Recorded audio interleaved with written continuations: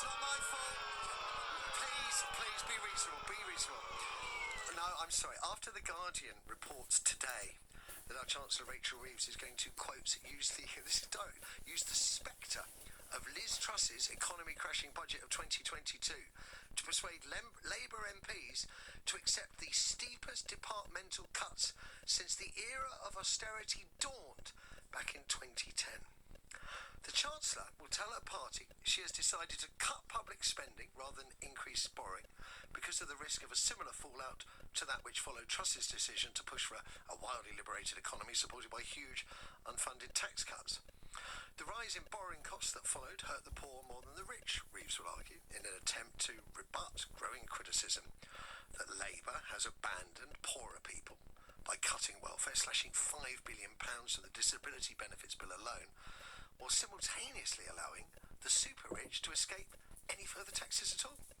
Now, during Wednesday's spring statement, the Chancellor's apparently, I just can't believe this, the Chancellor is going to announce plans to cut public spending by several £1 billion to try to meet her self-imposed fiscal rules, which have been put at risk by stagnant growth and high government borrowing costs. Cutting our way to growth. There's a subject with an air of familiarity about it. Aside from Rachel Reeves and presumably some Labour frontbenchers, is there anyone in the country, anyone listening now, who has the appetite for more austerity? Call now if that's you. 03456060973 the number. Don't worry about the cost. Why would you? We'll call you straight back. I have been looking over, I do my research, as you know, I've been looking back over what leading economists have said about austerity over the last decade and a half. We'll start with the IMF, historically the world's biggest cheerleader for austerity. They had subsequently admitted the very idea was based, quotes, on a false prospectus. These policies do more harm than good. Economist Simon Wren-Lewis from Oxford University said the issue was not whether attempts to reduce the deficit had damaged the economy, but how much GDP has been lost as a result. Amartya Sen said that while austerity deepened Europe's economic problems, it did not help in the aimed objective of reducing the ratio of debt to GDP to any significant extent. Economist John Quiggin called austerity zombie economics, ideas that are constantly discredited but insist on shambling back to life and lurching their way through our public discourse. I think I'd quite like John Quiggin if I ever met him. And that's an old favourite from the US economist Joseph Stiglitz, who noted, and I'm quoting directly, "It's remarkable there are still governments, including here in the UK, that still believe in austerity." Colossal failure after it was shut down yesterday following that fire at a local substation. Now, they say that flights have now been resumed, but of course over 1,300 flights were cancelled, so 200,000 people impacted, and goodness knows where they are. Maybe many are still trying to get home. There are going to be delays for days. This is an unprecedented situation, and we have not seen a closure of Heathrow on this scale for many years. Unfortunately, it will have a huge impact on all of our customers flying with us over the coming days. Well, the Met Police say they don't think there's anything suspicious about the fire. However, counter-terror police are still investigating because the government just won't rule anything out completely at this stage. There are no suggestions at the moment of foul play, but you will appreciate the investigation keeps an open mind, and our priority is identifying the cause as soon as possible. Well, our reporters are out and about, as you can expect. Steve Bennett at Heathrow, Anna Riley at Manchester Airport. Let's go to you first at Heathrow, Steve. How are things looking? Does it look like normal? Good morning to you both. Good morning, everyone. It does pretty much look like normal, actually. The airport is aiming to operate 85% of its flights today, and I'm right outside Terminal 4, the south runway, and you may be able to hear that planes are taking off as usual. Normally it's one every 45 seconds takes off or lands here at Heathrow, and it feels like it's pretty much that, to be honest. And even the roads, they seem notably busy, as do foot passengers, and we'll hope to catch up with some passengers today to see how they have been affected affected, or maybe they haven't been affected, because the advice is if you had a scheduled flight today, just come as usual. It's in theory business as usual, and should your flight be cancelled, the advice is to speak to your airline directly, and they can put you on another flight. The priority will be to reschedule you for another flight. And as you mentioned, almost 250,000 people were affected yesterday. That's how many they expect to come through this airport on a daily basis, and a lot of those passengers and those aeroplanes themselves stranded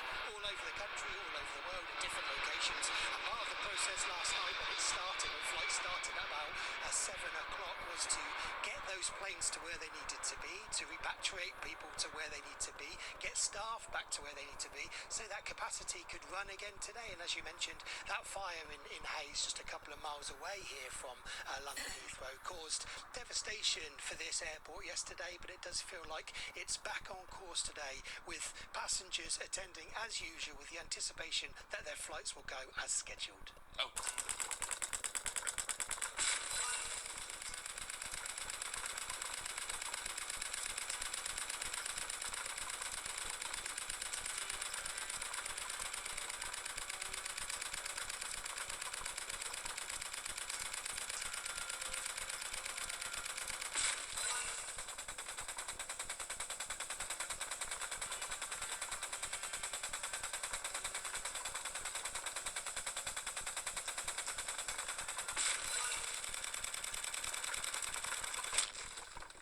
This is very, very interesting. Very interesting when it comes down to this. Okay, so if you watch this part here with Elon Musk, folks, it's 2 minutes and 30 seconds, give or take. I want you to watch every word. By the way, earlier in a clip of this podcast, Ted Cruz asked him, who do you think is the smartest man in the world? And he said Larry Ellison, he said first. Then he said Larry Page. Then he gave credit to Jeff Bezos. And he gave credit to a couple other people. And then he comes back and he says, but to be a smart human being today, it's going to be nothing in 10 years. Exactly. Okay, so it was very interesting how he put it. But I want you to watch this here. Watch this here. And then the last question he asks him about what's going to happen with AI and robots in the next 10. And the answer he gives him, Ted Cruz is flabbergasted. Watch this clip. Go for it. In 10 years, probably AI could do anything better than a human can, cognitively. Probably almost, I think in 10 years, based on the current rate of improvement, AI will be smarter than the smartest human. Yeah. Keep watching. There will also be a massive number of robots. By the way, I gotta ask, how come your robots look so much like the creepy robots from iRobot? Was that intentional or just... I was hoping he was going to say, yeah, just to mess with you. It's not meant to look like any prior robot. And we'll iterate the design.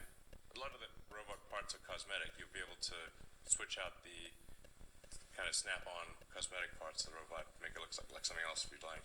So there'll be ultimately billions of humanoid robots. All cars will be self-driving. in 10 years? In 10 years, probably 90% of miles driven will be autonomous. Huh. Wow, that fast. Yeah, I like that. Yeah. In 5 years, probably 50% of all miles driven will be autonomous. Now, if AI will be smarter than any person, how many jobs go away because of that? And what do people do if you've got millions of people that are losing their jobs? Like that, a lot of people are understandably freaked out about that. Well, goods and services will become it's close to free. So it's not as though people will be wanting in terms of goods and services. So why is that? Why are goods and services free in an AI world? Or close to free? Well, you have, I don't know, call it tens of billions of robots. But they will make you anything or provide any service you want for basically next to nothing. It's not that people will have a lower standard of living. They'll have actually a much higher standard of living. The challenge will be fulfillment. How do you derive fulfillment and meaning in life? Keep watching. Is Skynet real? Like you get the apocalyptic visions of AI. How real is the prospect of killer robots annihilating humanity? Watch this. 20% likely. Maybe Wow. 10%. On what time frame? 5 to 10 years. So soon. Like you see a world where that's possible. Yeah, but I mean, you could look at it like the glass is 80-90% full. Meaning like 80% likely we'll have extreme prosperity for all.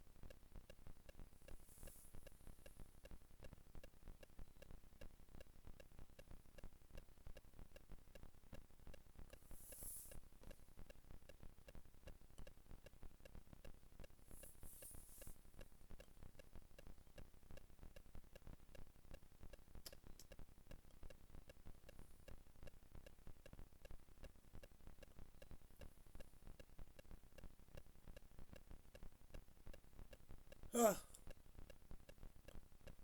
gonna eat chicken stuffed.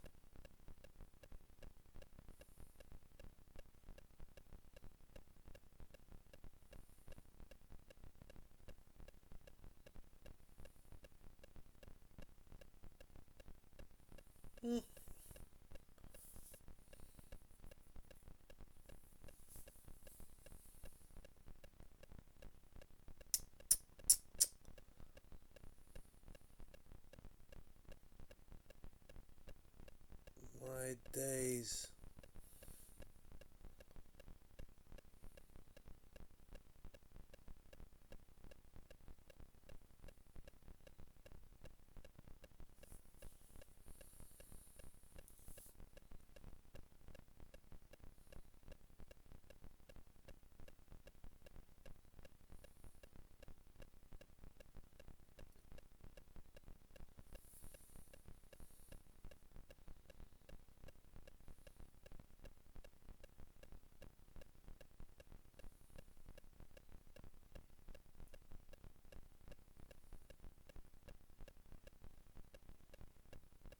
Matters here in the UK, a teenager who murdered 3 members of his family and also planned to carry out one of the biggest massacres, one of the biggest school shootings in UK history, has been sentenced to life in prison with a minimum of 49 years.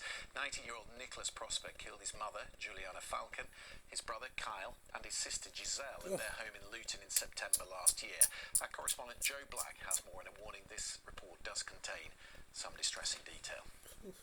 I don't have to say anything, but it may harm your defence if you do not mention when questioned. Nicholas Prosper wanted to be the most notorious school shooter in the UK.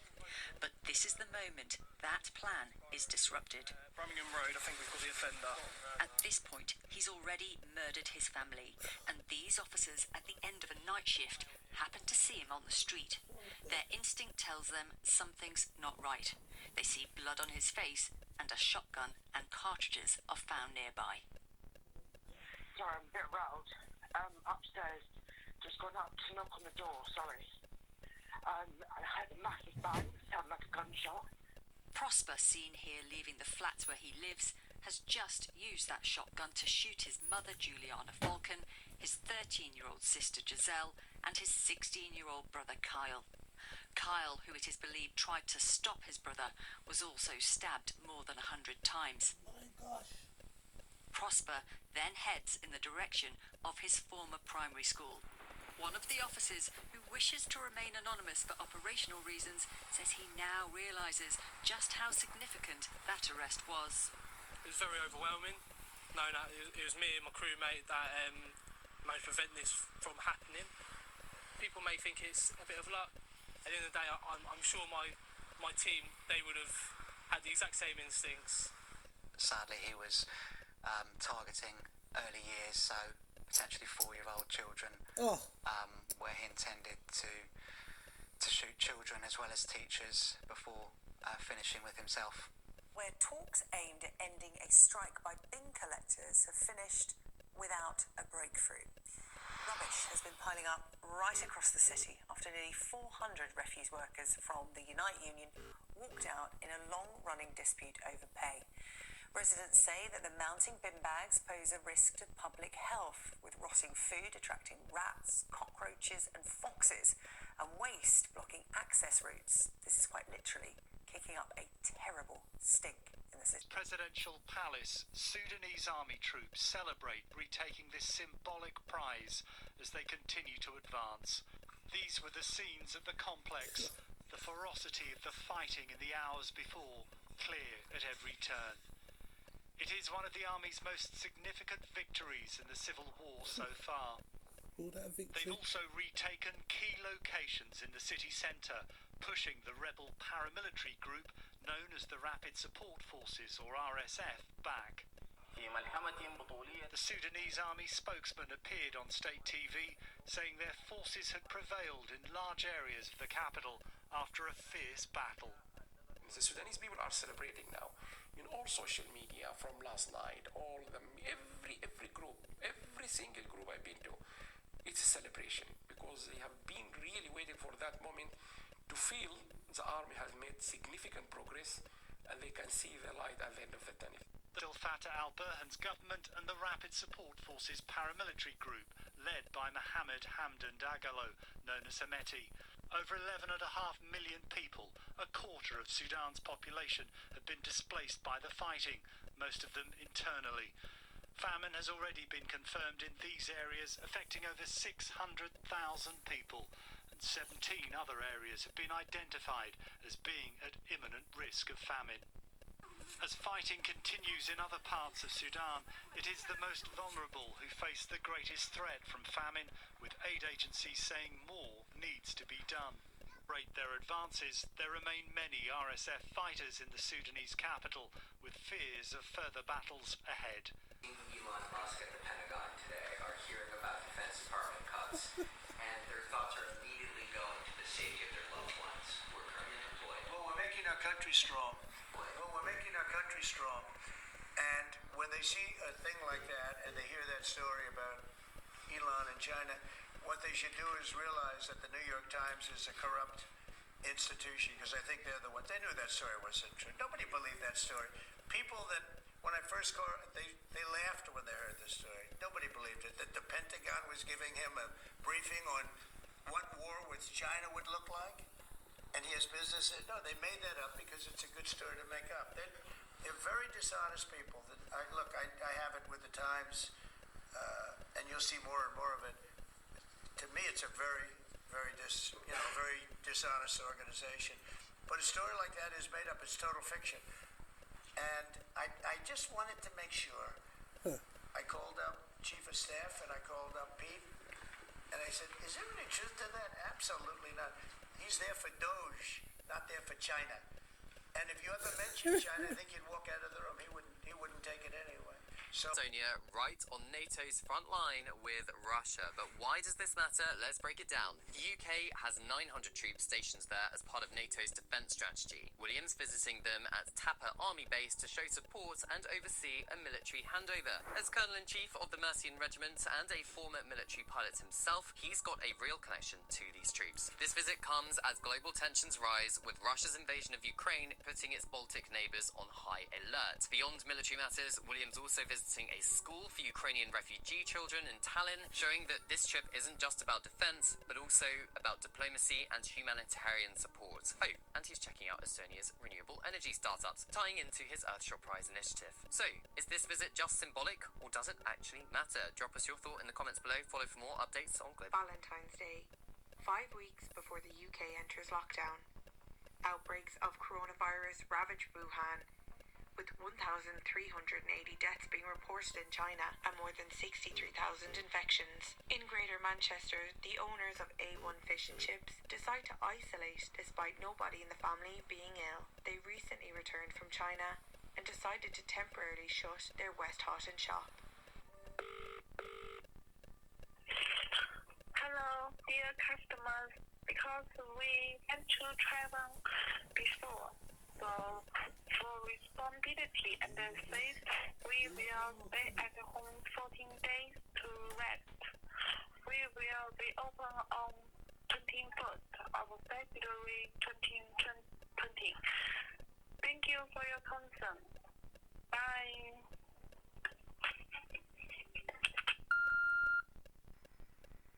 February 26th, COVID-19 isolation pods are set up at every hospital in Greater Manchester. Those who show symptoms such as a cough, fever, or shortness of breath are asked to stay away from A&E and instructed to call a dedicated coronavirus phone number. The total number of confirmed cases in the UK is said to be 13. The first UK death is recorded on March 5th. Prime Minister Boris Johnson tells the public, now is the time for everyone to stop non-essential contact with others. He introduces the first of his social distancing measures. Working from home measures are introduced, and people are advised to avoid social venues, such as pubs and clubs. They are also advised to avoid all unnecessary travel. Boris Johnson is criticised by businesses for telling people not to go out, but stop short of ordering venues to close. On March 18th, it's announced that all schools across the UK will close from March 20th, but they will stay open for children of key workers. By looking after the children of key workers, they will be a critical part of our fight back against coronavirus. March 20th, Boris Johnson announces that pubs, restaurants, theatres and gyms will be ordered to close from tonight. 3 days later, on March 23rd, the Prime Minister announces a full lockdown and orders Brits to stay at home to protect lives and save the NHS. The way ahead is hard, and it is still true that many lives will, sadly, be lost. Rates in Greater Manchester skyrocketed, leading to fears the NHS would be overwhelmed and there wouldn't be enough hospital beds. Greater Manchester would go on to have some of the toughest lockdown restrictions in the UK. The region was put into the highest level of a strict tier system, and at times Mancunians were banned from visiting other parts of the country, such as Scotland. On October 15th, Andy Burnham and regional leaders stood on the steps of Central Library and blasted the government for treating Greater Manchester as a canary in the coal mine over Tier 3 restrictions. The mayor said cities in the north were being used as part of an experimental regional lockdown strategy. 5 days later, Burnham held a press conference outside the Bridgewater Hall and accused the government of playing poker with people's lives. That show the country what this place is made of. You know, we faced so many challenges before in the past. You think of the things that this city has gone through, and we will get through this, but we'll get through this by standing up for ourselves now, looking out for each other, doing what is right. And that's the appeal I make to the people of Greater Manchester tonight. Hey, thanks a lot. Oh, look at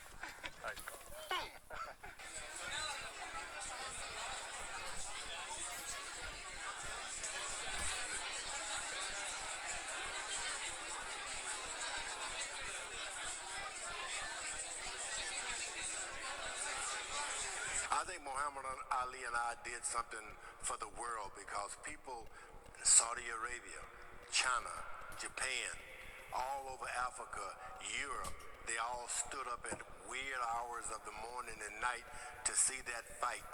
And they looked at it from Africa and they saw two men contending. One was supposed to win and the other had no chance. And they were shocked to see the Muhammad Ali win that fight. Oh, I remember going into the ring and hitting him with my best shots. Of course, thinking that it would be over about the third round when I really gave it to him. Then the bell rang, and he looked at me and said, I made it. And I thought, he made it. I'll never forget that. Didn't think he'd make it. He didn't even think he'd make it.